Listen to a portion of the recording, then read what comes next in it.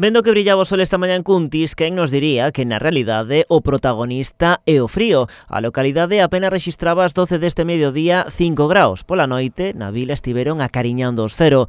Os veciños aseguran levalo ben. Abrigadita o máximo posible e así lévalo ben, ala. Con cazadora, guantes, bufanda e tudo. Andar dun lado para outro, correlo, non queda outra, abrigarse nada máis. Ostra, apreta, sí. Eu sempre boto a culpa aos de Lalín que deixan as portas abertas.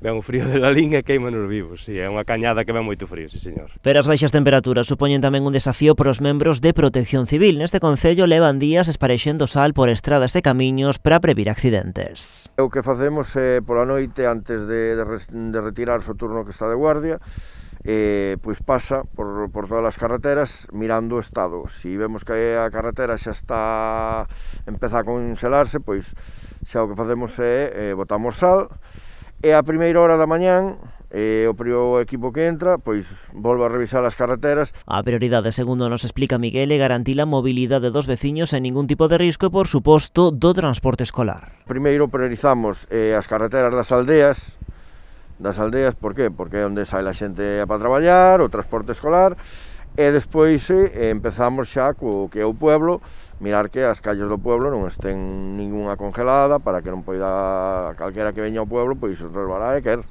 Con estas baixas temperaturas, os condutores deben extremar as precaucións non só de madrugada. Hai puntos da rede viaria en sombra nos que as placas de xeo mantéñense intactas ao longo de toda a xornada. Temos moita carretera do concello que non lle pega o sol en todo o día.